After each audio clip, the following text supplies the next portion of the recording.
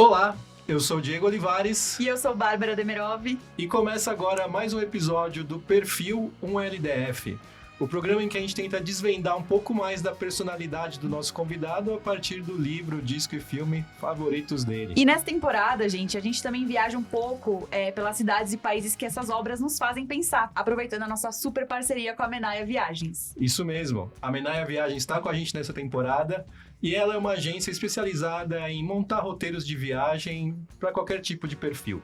Então, na Menaia, cada viagem é única, né? É sempre tempo de viajar, então bora viajar com a gente? Bora viajar em mais um episódio, então.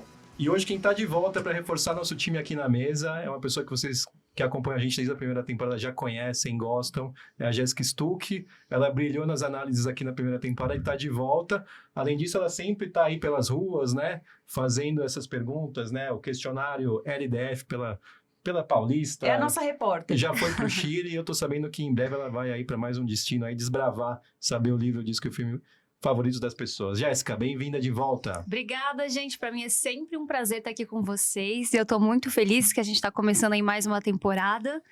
E, bom, eu vou dar um spoilerzinho aqui, hein? Porque o próximo destino tem a ver com o Nordeste. Amei. Então, Ótimo. fiquem ligados no nosso Instagram para vocês saberem para onde ela vai. Sim. E o nosso convidado de hoje é sucesso no YouTube e nas redes sociais, onde ele trata a música que vem das periferias com a mesma profundidade que muita gente dá para caras como Beethoven e Mozart. E ele fala com propriedade. Afinal, ele é professor de música clássica e doutorando em funk. Ele é autor do livro Tudo o que você sempre quis saber sobre funk, mas tinha medo de perguntar. Amei esse título. É o Thiago de Souza, ou simplesmente Thiagson. Seja muito bem-vindo no nosso podcast. Ô, gente, obrigado pelo convite. É sempre um prazer orgástico falar sobre o trabalho. Então vamos nessa juntos. Só Então- uma pergunta aqui. Você prefere Thiago ou Thiagson? Do jeito que vocês se sentirem mais à vontade. Ó, essa bom. voz aveludada aí. É. Eu não sei. Já tá dando um clima aí pro programa. Eu vou até mudar a minha aqui agora. Bom, Thiago, agora de bate pronto aqui pra gente começar a montar o seu perfil. Fala pra mim qual que é o livro que marcou sua vida. Instante Eterno, do Mafezoli. E o disco. Capoeira Cordão de Ouro, um CD dose dupla, do mestre Suassuna e Dirceu. E o filme. Animais Noturnos. Pois é, o que será que esse livro, esse disco e esse filme dizem pra gente sobre o perfil do Thiago? É o que a gente vai começar a descobrir a partir de agora. Mas antes eu quero aproveitar e chamar você que ainda não curte no YouTube, no Instagram, no Spotify, em todas as redes, no TikTok, a gente aproveita e faz isso, dá essa moral, né? Nova temporada começando, tem muita coisa boa vindo por aí, né? E a gente tem outra novidade também, né? Exato. Agora você pode apoiar um livro, um disco, um filme na Aurelo. Então, se você gosta do nosso trabalho, dá uma força lá pra gente, ajuda a construir a nossa comunidade no LDF. Lá a gente dá acesso a conteúdos exclusivos e ao fórum, onde a gente troca ideias sobre cultura, sobre as suas escolhas também. Então, dá uma moralzinha. É só procurar um livro, um disco, um filme no site ou no app da Aurelo e dar seu apoio a partir de R$10 que a gente te espera lá. Bom, vamos lá pro papo, então vamos começar pelo disco que o Thiago escolheu. A Capoeira Cordão de Ouro, volumes 2 e 3, do mestre Suassuna e Dirceu. Vou ler aqui um pouco das informações desse disco para a gente começar o papo. Dividida em vários volumes, os discos de mestre Suassuna e Dirceu fazem parte desde os anos 70 das rodas de capoeira do Brasil todo. Trazendo o som do berimbau em primeiro plano, as músicas ajudaram a popularizar essa expressão cultural desenvolvida no Brasil por descendentes de escravos africanos. Thiago, conta pra gente por que você escolheu esse disco. Então, tem uma coisa pessoal. Eu tive 2 CDs desse aí quando criança. De tanto ouvir, um quebrou, aí minha mãe comprou outro. Mas eu demorei pra entender que esse foi um disco que, depois de muito tempo, eu percebi que dos discos que eu ouvia na minha infância, assim, depois de ter feito faculdade de música, depois de ter passado por um processo de, sei lá, de conscientização da minha vida sonora, eu olhei pra trás e falei, esse disco que fez parte da minha infância tem muita variedade sonora. Foi o primeiro disco em que eu ouvi, em que eu acho que o primeiro registro que eu tenho na minha memória de ter ouvido música só instrumental. Tem muita coisa. E também muita coisa na nossa história, né? Muita coisa que tem a ver com funk, o som do berimbau, que tá nos funks até hoje, principalmente nos funks de baile de favela. Então, acho que de modo geral, até hoje, esse foi um disco bem marcante. E da onde veio essa sua vontade de estudar música academicamente? Veio porque eu sou péssimo em fazer as coisas por pensamento estratégico, pensamento racional. É tudo pelo coração. O que é complicado, né? A gente paga caro, essa conta é alta. Sim. E daí, na hora que tinha que escolher o que fazer, meu pai sempre falou, não importa o que você vai fazer, estude. Eu fui estudar música, eu não tive aula de música na escola, no ensino médio. E aí, quando eu tive uma primeira aula de música, uma primeira boa aula de música que demorou um tempo para eu ter acesso, aí eu me apaixonei e falei, é isso que eu quero da minha vida. Né? E também antes de ter estudado música, isso foi no final da adolescência, né? Mas antes, a música era um momento de remédio, assim, para várias coisas na vida. Um momento de prazer e remédio também. Mas sempre quis estudar música ou você também tocava? Qual que é a sua relação? Você toca algum instrumento? Você canta? Eu estudei, meu primeiro instrumento de formação foi o violão. Eu sou formado em violão clássico, depois eu fui para o piano e na faculdade eu me formei em composição. Então, acho que são esses instrumentos. Mas essa conexão com a música e de aula de música, de tocar instrumento, foi no final da adolescência. Na minha família não tem nenhum músico, nenhum musicista. Então, mas a música era um momento de prazer, de euforia, isso na infância e na vida antes de estudar música formalmente. Muito bom. Então, você é professor de música clássica que faz doutorado em funk. Você consegue enxergar semelhanças entre os dois estilos, os dois gêneros? São contextos e sonoridades diferentes. O que a gente consegue aproximar é pelo polo, né? Pelos polos de valor social e cultural dado a cada um dos gêneros. Então, o funk é o lixo e a música clássica é vista como um luxo. Essas duas visões são preconceituosas, porque a música clássica não é tão luxuosa e o funk não é tão empobrecido quanto se pensa. Mas acho que é uma aproximação pelos polos, né? Mas são contextos diferentes. Agora, eu também resolvi, depois de muito tempo alienado mesmo na universidade, só estudando música clássica, voltar para as minhas origens, porque o funk também fez parte da minha infância e adolescência.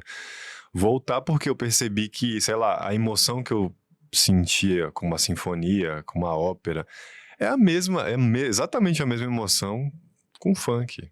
E eu falo, nossa, por que tem tanta diferenciação social de valor, se o efeito produzido é o mesmo, de um prazer, de um êxtase, de uma fuga da realidade. Sim. Também.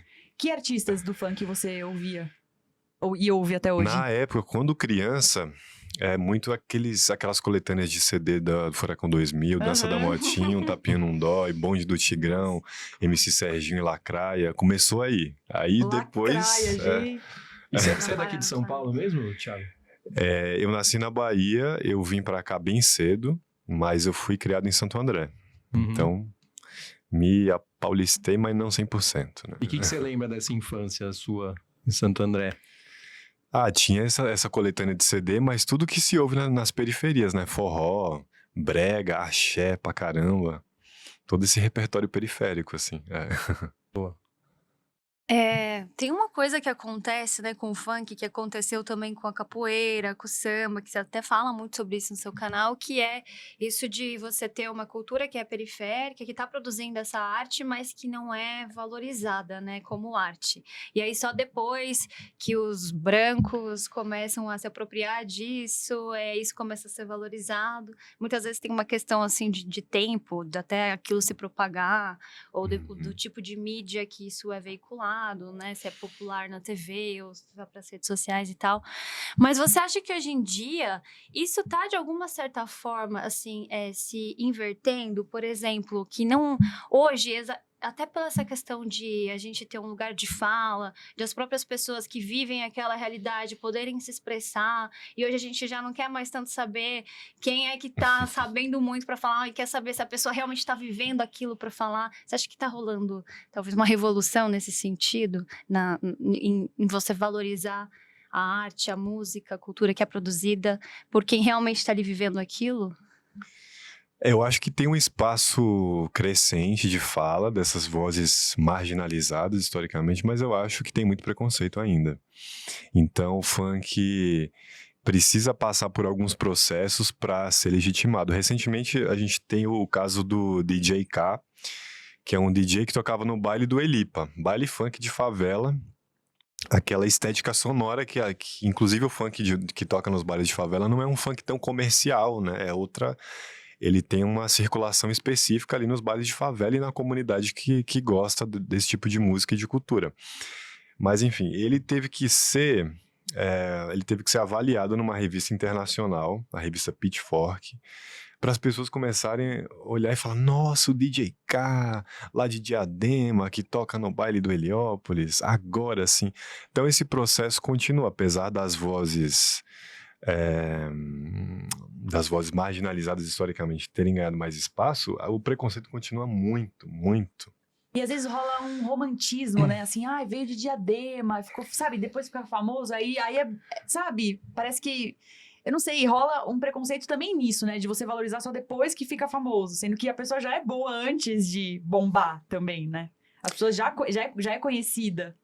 Tem algumas instâncias de legitimação, né? Por onde o sujeito passou, né? Depois do Big Brother, depois da Globo, depois de alguns canais, aí a coisa muda. Mas todo mundo enfim, é uma questão social mais ampla que transcende o funk, né? Sim, inclusive no Brasil tem muito, a cultura negra, né, desde a época dos escravos, contribuiu muito, né, para as nossas músicas. Isso é uma coisa que você estuda também, dessa herança do que foi feito, também o que foi impedido, como que a nossa cultura seria ainda mais rica caso esse lugar de fala já tivesse vindo antes, né? Eu acho difícil esse espaço ter surgido antes. Porque acho que só acontece hoje o que deu para acontecer, né? E esse processo racista de apagamento desses saberes continua, é o que marca a nossa história, mas continua até hoje. O funk mostra muito essa presença desse pensamento musical estético que a gente chama afrodiaspórico, que dialoga com essas manifestações. E é muito interessante, o que é mais perceptível hoje dessa relação do funk com a cultura preta é o fato do funk, apesar de ser uma música eletrônica produzida com tecnologias, computador, celular, controladora, tem o mesmo som de alguns cantos de candomblé, de umbanda, né? O som da avamunha do candomblé, por exemplo, é isso também. Tum, tcha, tem esse ritmo. E esse também é um ritmo que está na música eletrônica feita na costa oeste africana, em países como Senegal, mas também Nigéria, Angola, também tem as músicas eletrônicas populares, muitas têm esse mesmo ritmo. E não é uma coincidência, né? É uma continuidade histórica. E como você lida com as críticas de quem acha que o funk não merece ser estudado na academia? Você já ouviu alguma coisa do tipo? Como que você reage a esse tipo de comentário? Você ouve isso toda hora, né? Nas redes sociais tem muita né? E assim, eu sou uma pessoa que desde criança gosta de rock e vejo você comprando quer dizer, os roqueiros, né? Comprando umas brigas com você que eu fico envergonhado pela classe. Então peço desculpas a você já em nome de quem gosta de rock, porque nem todo roqueiro é assim. Mas eu já vi, né? Já vi muitos vídeos seus em que as pessoas te veem com preconceito, acham que não tem... É impossível você achar uma profundidade no funk ou em outros ritmos da periferia. Falam que você procura coisa onde não tem, que você força a barra. Que absurdo. Então, e isso, rapidinho, antes de você falar, isso vai muito também pro cinema, tá? As pessoas acham que o cinema brasileiro é só comédia ou cena de sexo. E isso também vai pra música. É engraçado como o brasileiro não valoriza a própria cultura, né? Ou favela, né? Pra fazer filme brasileiro tem que ser Cidade de Deus, né? Eu já vi esse tipo de comentário. Então, mas como as críticas, né? Como é que eu recebo? Como você lida com isso? Não, eu não ligo muito, não. Eu acho eu queria ser mais odiado. Acho que eu gostava mais de quando... É verdade, quando eu comecei o canal no YouTube... E eu falava, nossa, que coisa estranha. O meu canal no YouTube foi o primeiro canal que eu descobri que tinha mais dislike do que like no vídeo. Eu nunca vi nenhum outro canal assim. Eu falei, nossa, que coisa. Mas assim, não é o que eu falo não é uma coisa, uma viagem que vem da minha cabeça. Sim, você embasa muito bem. Então, é uma construção coletiva. O conhecimento é uma construção coletiva. Então, eu falo, que pena que a gente vive num país assim, né? De tanta desinformação. Mas assim, eu gosto, porque tem uns comentários engraçados, as pessoas, elas confirmam normalmente o que eu falo. Autocriticá-las estão confirmando, né? E aí fica um dado estatístico, assim, olha que... Eu até usei no mestrado alguns comentários, né, para mostrar... No mestrado eu pesquisei o debate sobre a legitimidade estética musical do funk, esse debate nas redes sociais. Aí eu fui lá olhar alguns comentários do Facebook e YouTube, isso serviu como forma de análise. E é um fato, né, um registro histórico de um preconceito bem Complicado de acabar, né, com esse preconceito. Essas bem pessoas enraizado. que criticam e que gostam de rock devem ser aquelas mesmas que quando vão ver as letras do Rage Against the Machine tomam um susto, né? Falando, como assim? O Rage Against the Machine então é anticapitalista, o Roger Waters então vai Exato. criticar o Bolsonaro? Como assim? Então, são essas pessoas, né? Vai, Gé. Tem vários tipos de funk também, né? Você tem Uhum. algum favorito? E você também estuda isso no seu doutorado? O funk que eu mais ou tenho ouvido até por conta do estudo, mas por questão de gosto meu, são os funks de baile de favela, que se usa o termo mandelão ou mandela, tem vários nomes, né? Mas normalmente pertence ao subgênero chamado funk putaria, que é o que toca nos bailes. Então é o que eu tenho mais acompanhado de perto, assim. Só Mas pra... Desculpa, pode. Não, mas os outros a gente acaba ouvindo também, porque é tudo a mesma cultura, né? Então a gente tá banhado numa cultura, não tem como ficar só com uma fatia daquela cultura. Mas de modo geral, o que mais toca é esse funk putaria. Você costuma ir nos bailes? Agora menos, né? Tô cansado e também não dá por causa do trabalho, mas direto, sempre eu vou, vira e mexe. Não todo final de semana, como às vezes eu gostaria, mas sempre vou ainda. Depois que você começou a estudar o funk, isso mudou a sua relação? Quando você ouvia o funk, por exemplo? Eu acho que mudou mais a minha relação com a universidade do que com o funk. Quando eu comecei a pesquisar o funk, a minha relação com a universidade ficou mais tensa. Ficou mais tensa porque algumas pessoas começaram a me detestar e outras que me detestavam antes, quando eu estava envolvido com música clássica, começaram a gostar de mim. Eu comecei a receber mensagem no WhatsApp de professor meu, me xingando do nada, do absoluto nada. Não tinha nenhuma conversa anterior. Ele tinha meu número e mandou uma mensagem. E aí eu comecei a entender, quando a gente fala do funk na universidade, o funk é um objeto de estudo que é tipo um espelho. Quando o funk entra, ele reflete quem é a universidade. Então ele traz uma crítica, né? Quem são as pessoas que vivem na universidade historicamente? Qual a cor e a classe social dessas pessoas? E você levar o jeito de ser do funk da periferia para a sala de aula dá problema. As pessoas não gostam. Por mais que pareçam ser abertas, libertárias, na hora do vamos ver, não é bem assim. E que tipo de crítica você ouvia dentro da universidade? Que você não devia estar estudando aquilo, que aquilo não merecia seu tempo, não merece ser estudado na academia? Eu acho que tem isso também, essa crítica, mas tem muita gente que achou que o primeiro vídeo que viralizou no meu trabalho foi um vídeo que eu estava num congresso internacional na Unesp, falando sobre o funk Oxanaína do MC Lan, que na época, 2017, estava estourado. Muita gente achou que era uma piada, que eu tava... Esse cara tá metendo louco, esse cara...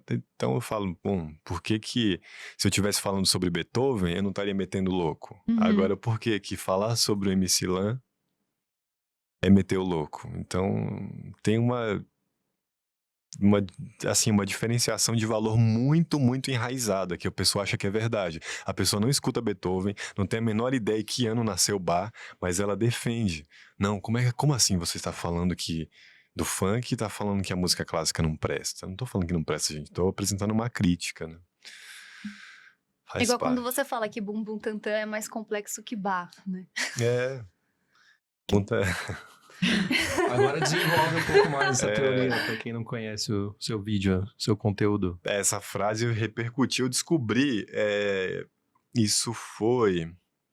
Essa frase repercutiu na época que o Bumbum Tantan, uma música de 2017, 2018 do MC Fiote, ela voltou a ser usada como um hino da vacina. Uhum. Então reviralizou em 2022. E aí eu fiz essa análise mostrando quanto a música eletrônica é muito mais complexa em resultados sonoros, intensidade, até no jeito, na maneira como o som se produz, do que a música instrumental. Então, isso vale para toda a música eletrônica. Agora eu aproveitei e fiz essa provocação. Falei, ó, vocês não falam que o funk é um lixo? E se eu inverter essa lógica, o que que acontece? Aí muita gente fica revoltada.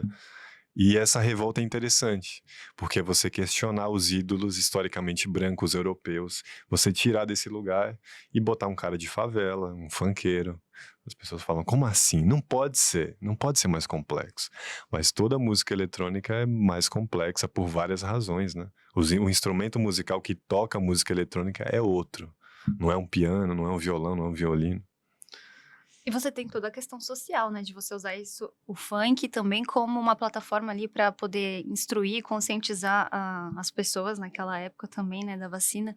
Eu lembro porque eu entrevistei o Fiote nessa época e tinha uma orquestra da música, acho que era a Orquestra Sinfônica da Bahia, se não me engano, eu não lembro, que queria usar a música que o Fiote tinha feito. E aí rolou essa conversa entre a orquestra, né? A música de orquestra, querendo fazer o funk e chamando o Fiote para participar de um concerto. Eu acho muito legal essas trocas todas, assim, de acontecer.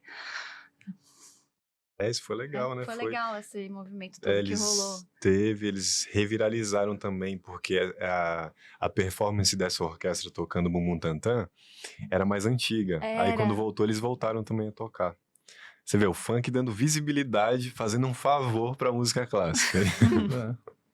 Bom, agora a gente volta um pouco pra capoeira, então queria saber se você faz capoeira, se você se arrisca aí no jogo. Agora eu tô mais... Já fui mais flexível, já gostei.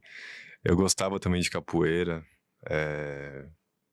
Por isso que eu ouvi esse CD, né? O berimbau foi meu primeiro instrumento também, né? Assim, eu não cheguei a fazer aula de berimbau, mas de comprar, de ter em casa, de tocar, assim, meu primeiro instrumento. Eu gostava bastante de capoeira, assim, de luta no geral, de gastar energia, de pular, de dar mortal. Nunca consegui. Mas gostava bastante. Gosto ainda, né? Mas só tá cada vez mais distante do meu corpo e da minha realidade atualmente. A gente foi pesquisar o Mestre Suassuna no Google e tal, pra pesquisar, e acabou encontrando algumas acusações para Cordão de Ouro de abuso sexual. Teve essa história lá em Eu não sabia de 2020, deixa eu pegar aqui o dado certinho, foi em 2021, a agência pública divulgou que o Ministério Público do Ceará estava investigando mestres e lideranças do Cordão de Ouro por conta de denúncias de abuso sexual de crianças e adolescentes. Mas Suassuna até estava entre os acusados, supostos acusados, né, citados na matéria, depois ele negou, afastou outros mestres que também estavam nessa acusação. Enfim, essa é uma discussão que em todo cinema, música, literatura, está cada vez mais a coisa de separar a obra do artista. Queria saber da sua relação com isso, se é possível, se é necessário, se a gente deve, você como estudante de música, você separa o artista da obra? Não, eu acho que não tem como separar. E acho também que uma coisa não impede a outra, assim, não é? Porque às vezes a pessoa foi uma... É que a gente é muito complexo, né? A gente quer... Acho que o problema talvez seja a imagem que a gente quer construir publicamente. Porque todo mundo é cancelável. Depende do contexto que você filma a pessoa. Sim. Sim. E aí tem esse jogo midiático de uma busca por um herói e por um vilão. Aí você vai cancelando umas pessoas, a cultura do cancelamento também é extremamente perversa, não é pra melhoria da sociedade, não é pra avanço, não. É sadismo. É pra tacar pedra. É sadismo. Então, agora, o que eu costumo... Por exemplo, essa acusação do Suassuna eu não sabia, mas o que eu costumo não pessoalizar, mas é enxergar a questão social, né? Rola muito uma questão de individualização de culpas sociais, né?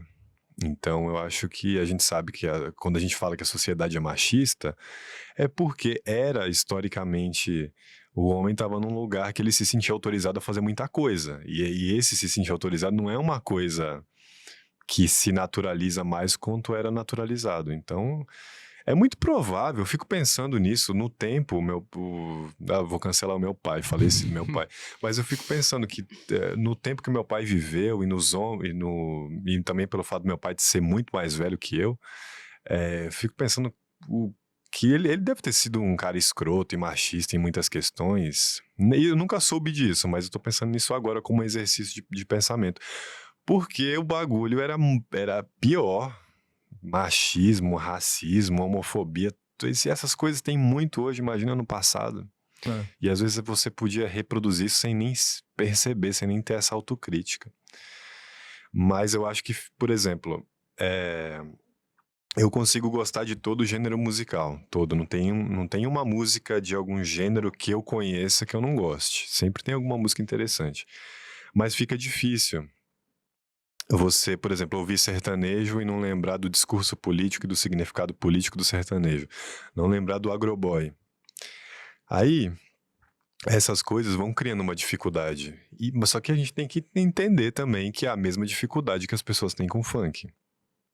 As pessoas se envolvem, dançam funk em festa, mas têm uma dificuldade em enxergar ele como objeto de reflexão da sociedade, porque vem da favela. Porque fala de sexo de uma maneira muito explícita, e isso causa... Então, é um desafio pra gente ter só a experiência musical, ou só a experiência no cinema, ou só a experiência sem pensar, nossa, a pessoa fez tal coisa. Todo mundo é cancelável. Sim. Silêncio. Reflexivo. É um tema Reflexivo. bem polêmico. Até acabou o bloco aqui da música. Antes da gente acabar Fui o cancelado. bloco, Imagina. eu vou só dar o serviço que tá tendo uma exposição muito legal lá no Rio sobre funk, né? No Museu de Arte do Rio, até 24 de agosto, funk, um grito de ousadia e liberdade. Pra quem mora no Rio de Janeiro vai passar por lá, é uma boa dica. Será que é esse que estão as obras do Vansan? Será que é? Putz, Não sei. não tenho hein? certeza. Mas o pessoal que lá do Rio pode confirmar pra gente nos comentários aí. A capoeira é uma manifestação cultural que nasceu no Brasil e viajou pelo mundo. Aqui na América do Sul, por exemplo, ela está presente no Chile, no Peru, na Colômbia e em outros países também. E se você aí quiser fazer o mesmo e sair desbravando a América do Sul, nossos irmãos aqui e vizinhos, fala com a Menaia Viagens. Seja para um mochilão, uma viagem em família, a Menaia tem roteiros para qualquer perfil de viajante. Seja lá você que quer fazer mais aventuras ou se você quer tirar foto em lugares turísticos, o que é muito legal também. Acesse então menaiaviagens.com.br para conhecer os encantos das terras dos nossos irmãos. Bom, agora a gente vai pro bloco 2, que é o filme, né? E como o Thiago, ele escolheu Animais Noturnos, de 2016, do Tom Ford. É um filme que eu adoro. E eu vou ler aqui a sinopse pra gente relembrar. A Susan, que é a Amy Adams, ela é uma negociante de arte em crise no casamento. A coisa fica bem tensa quando ela recebe o manuscrito de um livro escrito por um ex-marido, que é o Jake Gyllenhaal, outro baita ator. Uma história sobre violência física e psicológica, né? Esse cara fez uma história bem densa. Então, durante a leitura, ela percebe que toda aquela narrativa pode ser uma indireta a ela. Então, Thiago, por que esse filme? Tô muito curiosa. Eu não sei se eu consigo falar por que eu escolhi sem dar spoiler, né? Aqui é liberado Aqui spoiler. pode. Então você já tá ciente que vai ter. Eu escolhi, eu acho que é porque é um filme sobre vingança, mas é um tipo de vingança que me interessa. Ali no filme, uma interpretação que eu vi, é um projeto. A vingança virou um projeto de vida. E virou um projeto de vida que foi vertida para a arte, né? Então, acho que quando a gente fala... Isso tem a ver também com uma coisa que eu falo muito pra molecada na quebrada, que é baseado no que o Galo de Luta fala, organizar o ódio. É talvez toda essa revolta, que é a condição material das pessoas ali, toda essa revolta que a gente tem na nossa vida, que isso seja canalizado para um lugar. A arte é muito boa para fazer isso, então... Acho que uma das razões, tem tantas razões por eu ter escolhido esse filme, eu gostei bastante da trilha também, mas uma das razões eu acho que é essa vingança no campo da arte. Muito bom. E a trilha é uma coisa que eu ia falar, que não é uma trilha que fica o tempo inteiro no filme, né? Ela aparece em momentos pontuais. Até quando eu tava revendo, eu falei até pro Diego, né? Que tipo, Uhum. nossa, mal aparece a trilha, tem vários momentos em silêncio ali, ele usou o som dos ambientes, né? Muito interessante. O que você acha da trilha desse filme? Por que você gosta tanto? Eu gosto por causa do romantismo da trilha. O cara que compôs, ele tem muita influência do Bernard Herrmann, que é o cara que fazia a trilha pro Hitchcock. Então também tem essa referência, assim, musical que eu gostei bastante, aquele romantismo tenso, com os acordes dissonantes. Acho que é isso. E você é um cara que assiste filme, então, prestando atenção na trilha sonora, ou você fica tão envolvido que você precisa ver mais uma vez para aí sim prestar atenção na trilha sonora? Depende do caso, não tem uma regra não, mas eu gostei bastante da trilha do filme. Esse foi um filme, eu não sou também muito de repetir filme, esse filme eu assisti algumas vezes, assim, gostei de todo o contexto. E você falou de usar a arte como vingança, você já fez isso? Do que você sente vontade de se vingar quando você faz a sua arte? Eu falei sobre isso uma vez num vídeo, eu acho que tá na USP, é uma vingança. É esse tipo de vingança que eu quero conscientizar a rapaziada da quebrada. Qual tipo de vingança vale a pena? Sei lá, o cara te deu um tapa, tu vai pegar um revólver, vai dar um tiro nele, vai acabar com sua vida, vai ser preso? Não, pô. Acho que a vingança merece mais, merece mais de nós. E meu pai, por exemplo, um cara muito simples, que veio do sertão da Bahia, terminou de ser alfabetizado aqui, veio aqui sem saber ler e escrever direito. Sempre falou da USP, com o olhar de quem idealiza. Nossa, que coisa! Ele sempre gostou de ler, depois que ele aprendeu a ler tardiamente, assim, né?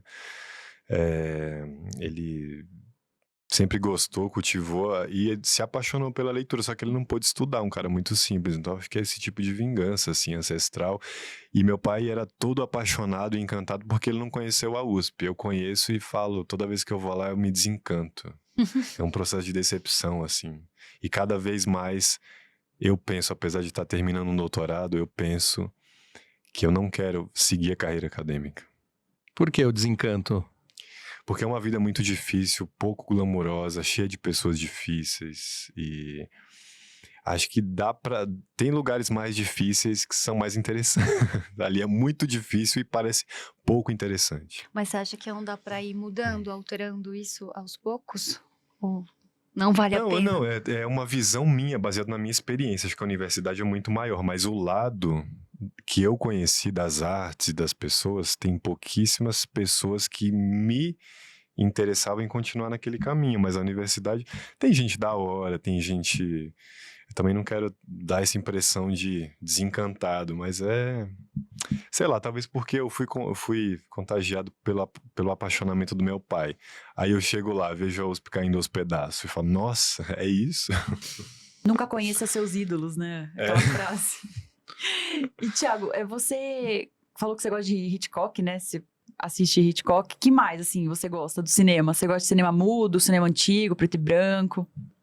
Não, eu não sou muito ligado à história, diretores, não. Eu sou mais ligado à história do filme, a história do filme em si. Tá.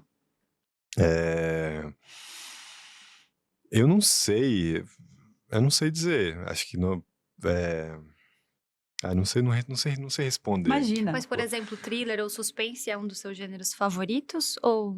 Eu acho que sim, acho que costuma ser uma coisa que tem mistério. Eu gosto do mistério. É verdade, né? Que Hitchcock e Animais Noturnos. E é uma relação que você assiste um filme uma vez por semana ou não? Tipo, quando dá vontade, de vez em quando você assiste ou é uma coisa que você faz? Não, direto, filmes. E depois da pandemia eu comecei a assistir série, porque antes eu não gostava. Eu não gostava dessa ideia de ter que concluir no dia seguinte, ou depois. O comprometimento, né? Eu te entendo. Mas aí eu caí no conto, fui seduzido e... Qual série te seduziu? Vixe, primeiro?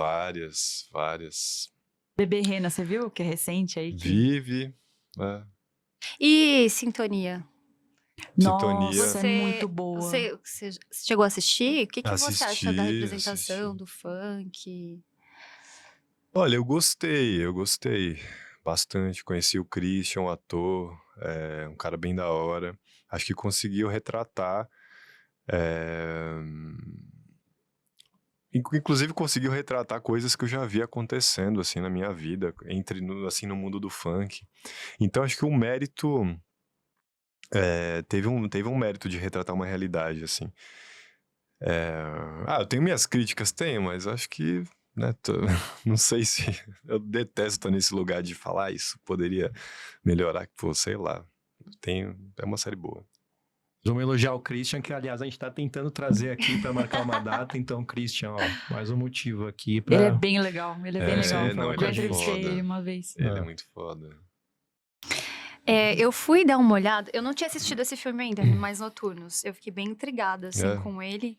Gostei bastante. E depois eu fui dar uma pesquisada, assim, para ver outros tipos de leituras possíveis para além do que eu estava fazendo. Também tem um final um pouco aberto ali, né? E uma das leituras que eu vi era a seguinte. A gente está falando de uma história que é metalinguística. Então, é uma história falando de uma história, né? Uma história real no filme, falando de uma história de um livro em que os personagens ali se misturam na vida real ou não. Que é desculpa cortar você, mas que é a cabeça da personagem imaginando aquela história, né? Isso que é muito tem louco. mais essa ainda, É. origem. E aí, a gente tá falando também de uma mulher que é proprietária de uma galeria rica e que já também se desencantou ali com a arte que está sendo exposta ali, meio que vazia de significado. E aí ela, de repente, fica muito engajada numa outra obra de arte, que foi o ex-marido que escreveu, talvez como um projeto de vingança, mas que tem muito ali de uma pulsão, né? De uma coisa que vem das entranhas, que é da vivência dele. É uma escrita a partir dessa vivência da vida ali dele mesmo. E aí tem muita gente que leu como se fosse uma crítica ao que a gente valoriza como uma arte, às vezes refinada e vazia de sentido, versus a arte ali da vida que o cara, muitas vezes, também é colocado no próprio filme como fraco ou como incapaz de fazer arte. Então, era uma leitura que eu não tinha feito, assim, a princípio. Eu tô falando Faz agora, não sei sentido, se faz vocês também sentido, fizeram. sim. Queria até saber de cada um de vocês o que vocês acham. Muito e se faz interessante. sentido. O cinema é legal por isso, né? Dá essa possibilidade de vários olhares se encontrarem, assim. Eu acho que faz sentido, sim, pô. E é isso que você falou, né? Ele, de alguma forma, ele quer mostrar pra ela o valor dele, né? Ela nunca acreditou no potencial, né? Tem aquela cena que ele... Um flashback, né? Que ele mostra o livro, ela fala que não gostou e até meio que desestimula ele a continuar. Então, acho que tem... E tem um pouco da... Eu acho que pra mim é um filme muito sobre a culpa dela de ter feito isso com ele, assim, né? Sim, e essa escolha dela também de vida, né? Porque, no fundo, também ficou ali meio... Aí ele pegou, escreveu um livrão e falou, quem é o fraco agora? Chupa essa. É muito louco, tem muita coisa aí, né? Mas eu acho que fica bem evidente a metáfora da história que ele escreveu, do romance que ele criou para mandar para ex-esposa e da vida que eles tinham. Então, esse processo metafórico aí fica bem interessante, essa comparação com a vida. E eu acho que é isso, por exemplo, tudo que eu faço, eu vejo que tem tudo que eu faço profissionalmente tem relação com a minha vida. Eu vejo e encontro alguma coisa, assim, então, com a minha vida pessoal, afetiva, com o que eu sou. Então, acho que é por isso também que eu gosto bastante de trabalhar, porque eu sinto que eu tô trabalhando com uma coisa que sou eu. Eu não sei, né? Não me imagino tendo um trabalho só por dinheiro, embora seja necessário, em que eu não vejo uma relação com a minha vida.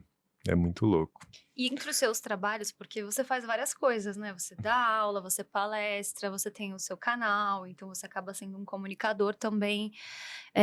Tem algum que você gosta mais? Que é mais você? Que é mais você talvez não, mas que você gosta mais? Não, eu acho que eu em todos, assim. Acho que é isso. Porque acho que é um conteúdo também que eu produzo, que é um conteúdo... Ao mesmo tempo que ele é informativo, tem uma questão autoral também na maneira como a gente passa a informação. Aliás, a aprendizagem de um conteúdo é algo autoral. A gente não aprende os conteúdos como eles são. A gente não vê a vida como ela é. A gente vê a vida como a gente é. Então, cada um vai pegar a mesma informação e aprender de um jeito. Então, acho que tem um lado autoral também. E também eu acho que eu carrego uma frustração antiga que muito lá atrás eu quis ser mais artista do que professor. Aí depois isso foi mudando e hoje eu acho que eu não queria, não sei, não penso em ser... Eu faço arte também, produzo música, mas eu acho que o campo da arte é um lugar muito cruel, que eu não sei, eu tô bem no lado professoral da coisa. Mas você não vê como arte essa produção de conteúdo que você faz, por exemplo? Essa edição, esse jeito de falar, a forma com que engaja com o público. Não, tem a arte. O audiovisual todo ali da coisa, né? Não, tem a arte, mas eu acho que não é aquela arte do tipo... das artes, das 7 artes. Não é música, não é, sabe? É uma arte que ainda não tem nome. Tem nome. Uma pós-arte. A gente vai falar sobre pós-modernidade e suas manifestações daqui a pouquinho no bloco do livro. O Tom Ford, que é o diretor de Animais Noturnos, além de ser um cineasta, né, com 2 filmes, ele já se provou que está no primeiro nível, ele é mais famoso ainda por ser estilista, né, e um dos grandes nomes nessa área, né, Bárbara? Exato, eu adoro ele tá com a sua própria grife desde 2005, e ele já foi diretor criativo da Gucci e da Yves Saint Laurent também, ele é bem chique. O Tom Ford é figurinha carimbada nas passarelas de Milão, um destino que todo amante de moda sonha em conhecer. E com a Menai Viagens, esse sonho pode se tornar realidade. Total, e com o roteiro e as condições que a Menai traz, você vai desfilar lindamente em Milão, sozinho, ou com a sua família, ou com amigos, e ainda aproveitar para conhecer outras cidades lá na Itália, né? Então conversa lá com o time da agência, no WhatsApp, que eles vão ter o maior prazer em montar uma viagem para você. O telefone deles é 11 99 798 0828.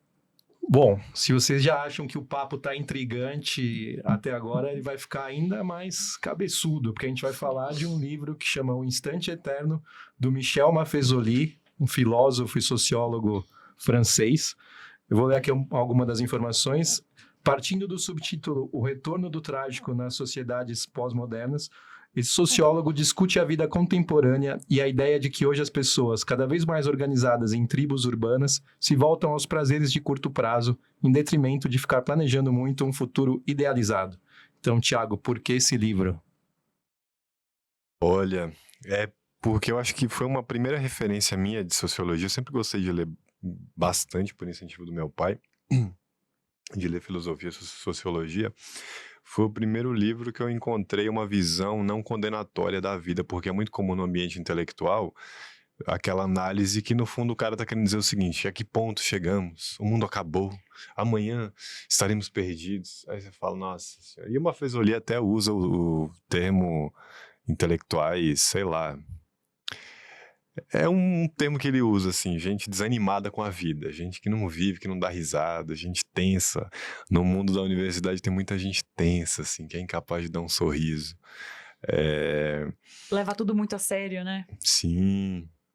E assim, o Maffezoli é um sociólogo branco francês. Hoje a gente está com dificuldade em aceitar essas vozes, né? Coitados, né? E tá certo, assim, eu acho que tem que valorizar outras formas de conhecimento. Mas o Maffezoli, ele tem um trabalho aqui no Brasil. Por ser um sociólogo, ele pesquisa muito da sociologia da América Latina, ele pesquisa comunidades indígenas. Então, acho que foi também... E também um livro que me fez enxergar o valor de tudo aquilo que os intelectuais costumam condenar. Festa, música, tudo aquilo que é condenável, até no funk mesmo, putaria, droga, orgia, ele me fez entender a profundidade disso, né? E é isso que ele chama de retorno trágico.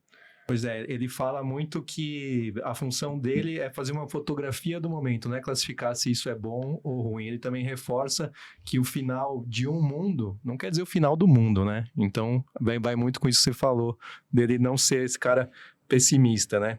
Ele fala, também outro termo que ele cunhou é o presenteísmo, que é quando a pessoa se importa mais com aquele tempo presente do que com o futuro, né? Um pouco do que a gente falou com a sinopse, então, do hedonismo, né? Ele fala bastante dessa busca pelo esse prazer momentâneo, né? São as coisas que ele fala mais. Você já falou um pouco de como o funk tem a ver com isso. Queria que você desenvolvesse mais essa visão hedonista também do funk e como isso também é uma coisa que faz parte dessa pós-modernidade, né? Difícil conectar, são contextos diferentes. Inclusive, nesse primeiro vídeo que eu tava falando pra vocês, que eu tava analisando o MC Lan na Unesp, eu fiz essa comparação com o Maffezoli. com o pensamento dele para definir a pós-modernidade, né? Olha, é difícil. É difícil as duas discussões, porque o Maffesoli também está fazendo esse livro acho que é de 98. Ele está tentando definir o que é essa pós-modernidade, quais são as características disso, e analisando o mundo intelectual, o mundo... e comparando com um mundo que não tem nada de intelectualidade, né? Então, vamos pensar nesse, sei lá, um show de humor, um vídeo na internet, né? Trazendo essa discussão do Maffesoli para hoje, né?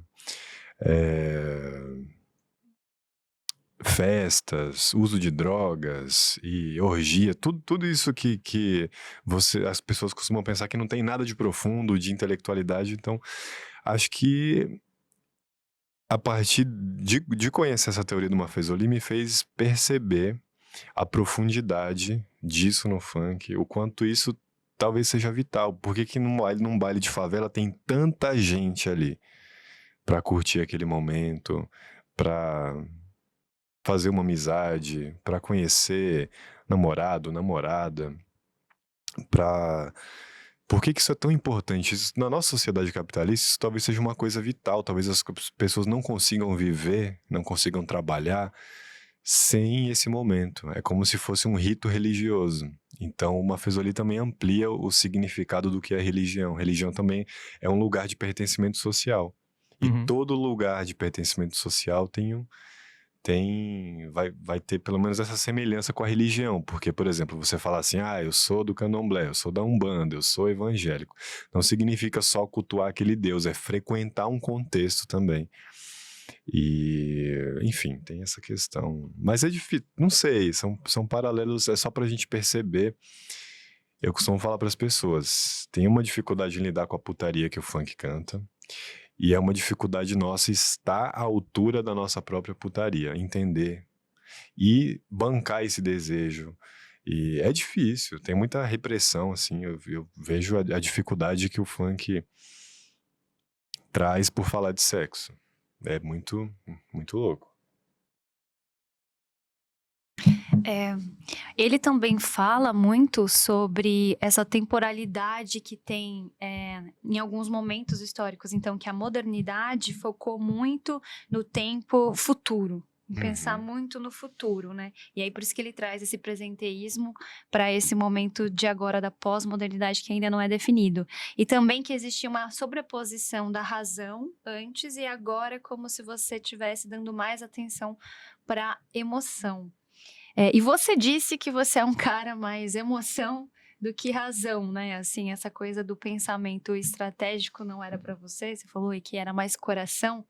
Você acha que você conseguiu se identificar também com o Maffesoli por conta disso? Ou até, eu não sei se... E ainda adiciono mais uma pergunta. Existia alguma coisa em você que talvez se sentisse menor por priorizar o coração do que a razão, e isso pode ter ajudado a enxergar de outra forma? Até hoje eu me sinto mal por isso, a vida vai dizendo pra gente, né? Olha, esse caminho da emoção dá ruim, são escolhas, né? O caminho da razão também, do pensamento estratégico de você, não sei, né? Aquelas coisas que você fala, né? De que se fala, né, do hábito tradicional. Vou trabalhar muito, pensar no amanhã. Normalmente, basicamente é isso que ele fala no livro. Quem pensa muito no amanhã, e a modernidade pensou no amanhã, num projeto de desenvolvimento científico, tecnológico, acaba não vivendo o presente, porque está sempre fazendo alguma coisa para o amanhã. Para quando aposentar, para quando não sei o quê. Um dia eu vou... né, trabalhar loucamente, nem que o amanhã seja o mês que vem. Mas existe o fato de que a gente não sabe se a gente vai estar aqui daqui a 1 minuto. Eu posso ter um ataque cardíaco agora, mas a gente parte do princípio que não existe o amanhã. Quer dizer, que existe o amanhã.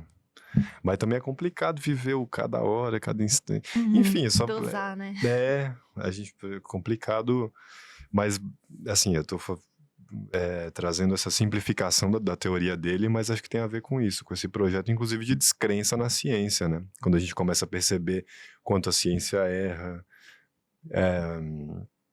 quanto ela errou no passado e quanto ela ainda erra, e quanto, na verdade, ela tenta trazer uma certeza de coisas que, no fundo, é cheio de dúvida. Então, acho que é isso. E as pessoas vão mais para a religião, para o caminho esotérico, como uma busca... Enfim, tô falando bastante. E falando sobre o presenteísmo ainda, né? Eu queria saber de você, como você vê o papel das redes sociais hoje nesse cenário de presenteísmo? Você acha que elas são a causa ou uma das consequências?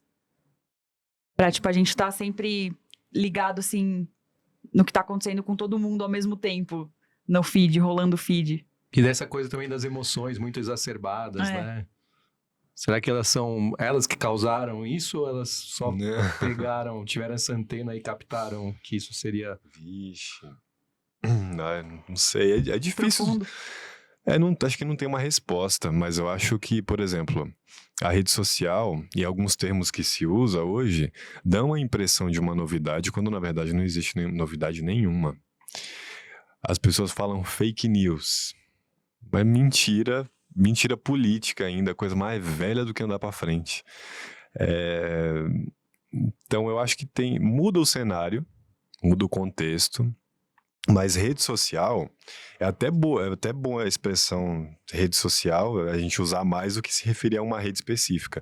Porque é mais amplo, rede social sempre existiu. Pode ser a tiazinha que não tem celular e que fica olhando os vizinhos e vigiando. Rede social sempre existiu, e sempre existiu mentira, fofoca, sempre existiu tudo que a rede social traz, né?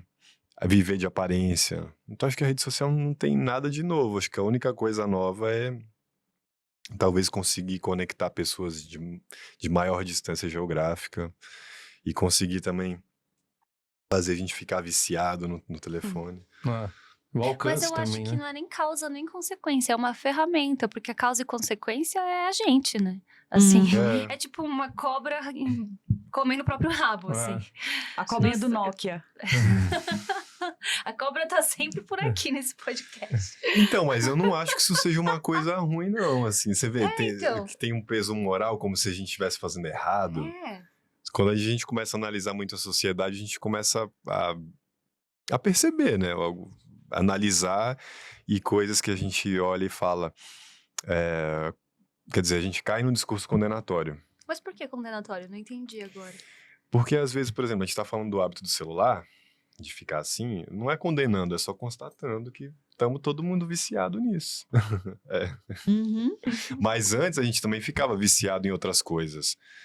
Eu me lembro, vocês já devem ter visto, né, essa imagem que estava comparando todo mundo no metrô, olhando pro celular, e uma imagem dos anos 50, todo mundo no ônibus olhando pro jornal. Exato. Mudou apenas O veículo. veículo. É que eu acho que tem uma discussão aí, enfim, essa discussão é profundíssima, né? Precisaria de uma temporada inteira de episódios longos para dar conta da ponta do iceberg, mas eu acho que também, se a gente comparar com os veículos, como era um jornal, por exemplo, você falou, né? O jornal tinha aquele monopólio da informação, tinha o que eles chamam, né, dos guardiões, os gatekeepers, os caras que eles diziam que valia a pena ser publicado ou não. Hoje, cada um é meio que tem lá a sua ferramenta, você pode postar e nisso acaba... Enfim, tem os benefícios disso e os malefícios também, né? Acho que também nunca se deu tanto alcance a pessoas querendo... Né? Você fez aqui uma colocação discutindo a ciência num tom que realmente a gente precisa, né, olhar isso como... Não que ela, tipo, tem todo... Detém o conhecimento que é absoluto, que não pode ser questionado, mas também aí isso é uma coisa, mas daí tem gente, como você falou, que leva para o lado, então vacinas não funcionam, não vamos vacinar nossos filhos, né? Então acho que as redes sociais exacerbaram nisso para um nível que eu imagino que a gente nunca tenha tido antes. Eu entendo o seu ponto de que na essência somos os mesmos, mas as ferramentas também, elas Inflamaram muito, né? Amplificam. Inflamou, né? Parece que é uma ferida que nunca vai cicatrizar, assim. E tem uma coisa que, assim, a gente tá falando do presente, que é aquela coisa de você viu, postou, tudo acontecendo agora. Mas também tem o fato de que quando a gente tá muito plugado, a gente também não está presente. No Exato. momento da vida, na vida real. Mas pode estar. Pode. Essa coisa de ficar, eu acho que só... pode. Você pode estar ligado em algo que está acontecendo no outro lado Depende do da mundo. sua relação com aquilo naquele momento, eu acho. Você pode estar presente como você pode estar simplesmente num automatismo, sei lá, passando a timeline, não? E deixando outras coisas passarem. Ou você pode também estar Tá ligado. presente. Acho que tudo vai da relação que a pessoa tem com a realidade, não é nem com o celular. Você pode ficar olhando de uma forma negativa, assim, né? Tipo assim, querendo o mal de todo mundo. Essa pessoa tá bem, eu quero que ela morra, essa pessoa também... Mas você também pode, nossa, que legal, nossa, eu não conhecia isso. E aí, acho que é um amplificador do nosso próprio temperamento, né? Sim. E acho que elas só funcionam também por causa disso, né? Porque eles captam algo muito humano. Mas você acha que a gente tem muita dificuldade em lidar com essas transformações do mundo? Que a gente o ser humano, por natureza, é resistente a mudanças? Eu não sei, no caso da música e sempre eu nunca quis ser o tiozinho do churrasco que ficava se repetindo. Eu pensava comigo, eu não quero me tornar essa pessoa. Aquela pessoa que não se atualiza, que tem sempre as mesmas opiniões e que conta sempre as mesmas histórias. Eu falo, a pessoa não lembra que ela já me contou isso 10 vezes. Aí eu falo, gente, eu não quero me tornar essa pessoa. Mas eu acho, e até pensando na questão do gosto musical, uma coisa que eu percebi, e tem até uma razão neurológica por que isso acontece. Percebe que normalmente as pessoas gostam da música do tempo que elas eram adolescentes, jovens, esse período aí da transição da infância para adolescência é um período definidor de gosto musical. A musical. sua própria escolha de disco, assim como a maioria das pessoas que passa aqui. Você tá confirmando a nossa tese que a gente tá criando aqui. Que quase todo mundo escolhe uma música que marcou época na adolescência, na infância. Então, mas eu tenho que contar também, é muito difícil pra mim escolher um disco com é muito difícil, Então, mas por exemplo, até mesmo uma coisa que eu vejo nas periferias, assim, tem muita gente que tem a minha idade e já não consome o funk de hoje, o que tá tocando hoje na favela, prefere o funk mais antigo. Aí eu falo, bom, ainda bem que eu tô me atualizando. Mas eu acho também que o mercado, as condições materiais de vida, as mudanças econômicas, a mudança na forma de trabalho tá fazendo as pessoas mudarem o tempo todo. Isso é uma característica do nosso tempo. Bom, eu vou sair um pouco aí do Mafezoli, já que a gente tá falando de livro, de literatura. Você é um cara que escreve também, né? Assim, você tá na academia, você tem que elaborar uma tese, você escreveu um livro. Como que é a sua relação com a escrita? A minha relação com a escrita é tentar falar o mínimo possível e dizer o máximo possível. E eu vejo que isso é um trabalho, é muito difícil. A universidade tem a capacidade de transformar as pessoas em péssimos escritores. Porque você não tem limite. Eu quero entregar uma tese de 500 páginas. Beleza. Não, eu quero entregar uma de 700. Beleza, não tem limite. E uma coisa que melhorou muito a minha habilidade comunicativa foi o Twitter. Não cabe no Twitter. No Instagram, o texto tem que ter 2.200 caracteres. Isso me fez exercitar o poder de síntese. E aí eu percebi, nossa, eu estava falando muito para dizer pouco. Como já bateu esse incômodo aqui algumas vezes, quando eu percebo que eu tô falando muito e dizendo muito pouco. Então, acho que a rede social melhorou muito a minha escrita e a minha capacidade comunicativa, coisa que a universidade não faz. A universidade não tá nem aí. A universidade, inclusive, eu odeio ler tese que o cara vai jogando palavras. E você vê, caramba, o cara se repete. Adjetivo. A universidade estraga as pessoas.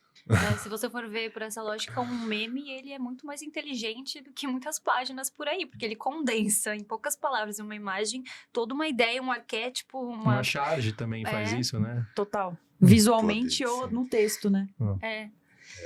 Né? Muito bom. Só mais uma? Rapidinho, hein? Tá acabando. Ai, meu Deus, tá. Não, mas é porque eu fiquei pensando que o funk, ele é uma manifestação musical, mas também uma estética. Isso você até mesmo fala, né? Uma dança. Como seria a literatura funkeira? Então, tem o funk consciente, que é uma narrativa mais longa da dificuldade de vida na favela, da superação. Tem a ostentação, que também traz uma narrativa longa. Agora, eu gosto da putaria também por isso, porque é o poder de síntese. Você fala pouco, todo mundo entende. Ninguém precisa ir no dicionário. Não é igual o Chico Buarque, amor daquela vez como se fosse a última. Até eu entender do que o Chico Buarque estava falando, Eu tive que ler sobre ir atrás e falar, o milagre econômico, as pessoas estavam morrendo, caindo dos prédios. Agora,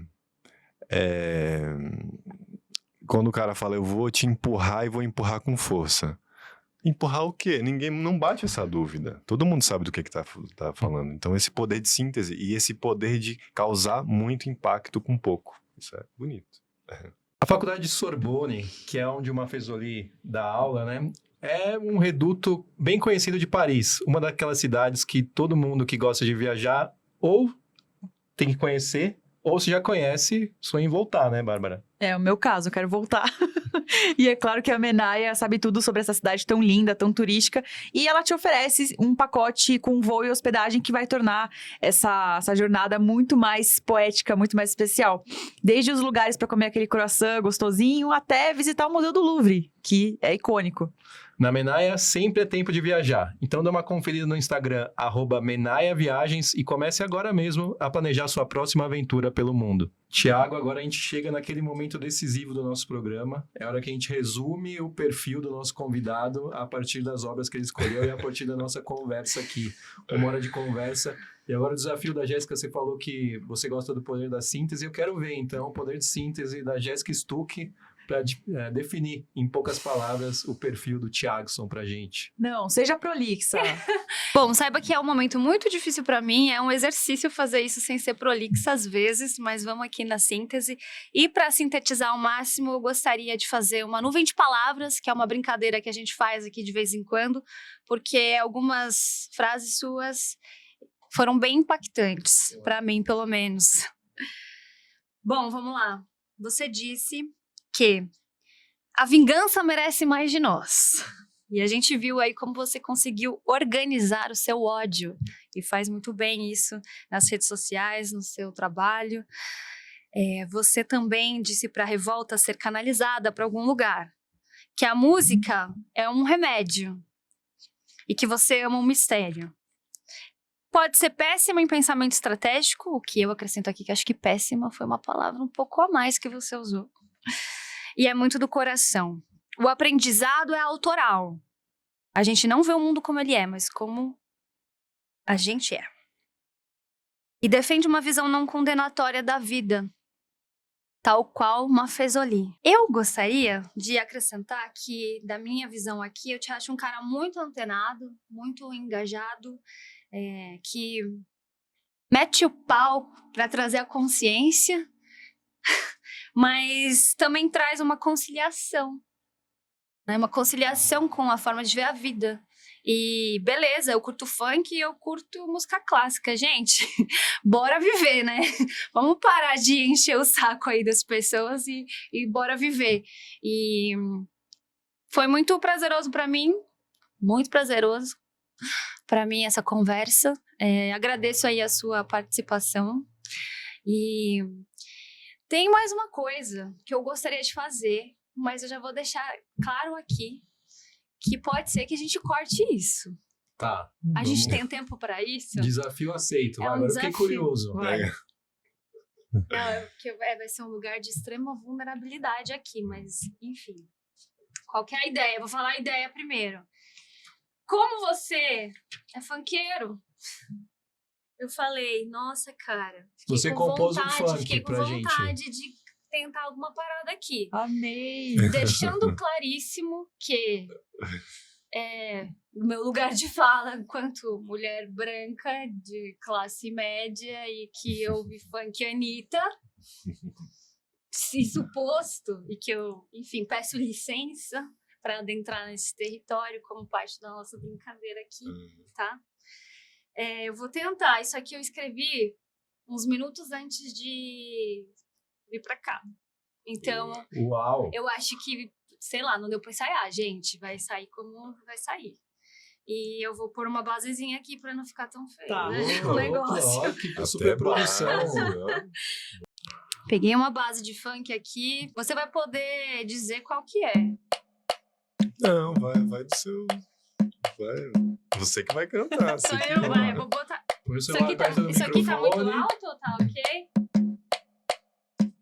Põe mais Quer perto que eu do coloque aqui, microfone. ó? Mas... Boa, Ah, bota aí boa. no seu. Aprovou a batida, Thiago? Tá legalzinha. Tá legalzinha. Bora. Bora ver a arte acontecer, gente. Nossa, que mico, mas vamos lá. Tá, vocês podem ajudar, né?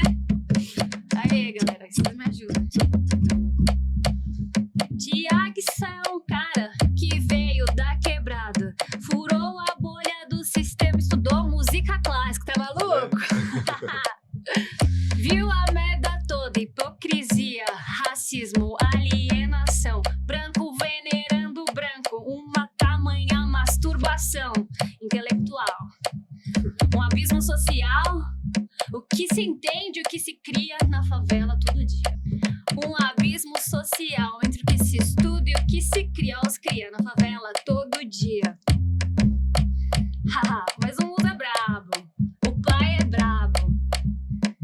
Você mesmo viu aqui nesse podcast, o Thiagson é um cara que também mete o pau, mete a bronca, mandando a letra na internet, vai criando consciência, denunciando preconceito, manda mais que a docência desse país.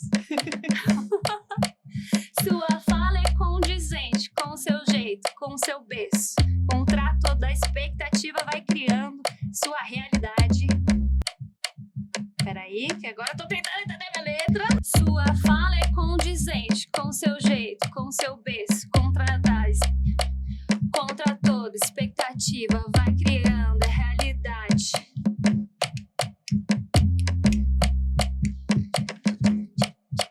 Desde a rua até a universidade. Bom, agora, já que estamos nessa, eu acho que eu vou ler as frases nesse ritmo. Ó, me empolgou. Agora Bora vamos lá, só pra finalizar. Não sou muito do pensamento estratégico, eu sou mais do coração. Música é o meu remédio, eu volto às origens.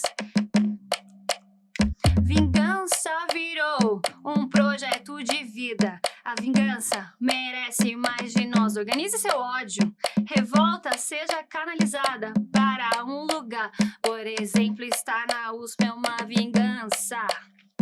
Aprendizado é autoral, não se vê o mundo como se é, mas se vê o mundo como se é. E essa é minha síntese aqui, pessoal. Desculpa aí, galera, mas... Demais. Momento histórico. É uma tentativa de deixar... Exclusividade. Você achou, Thiago? Ai, Thiago. Aí, ó. Gostei, E aí, gostei. Thiago? Ficou uma coisa... um funk das antigas. Foi. E aí, bora virava um sarau poético que você tava declamando. Não, ficou legal isso aí, pô.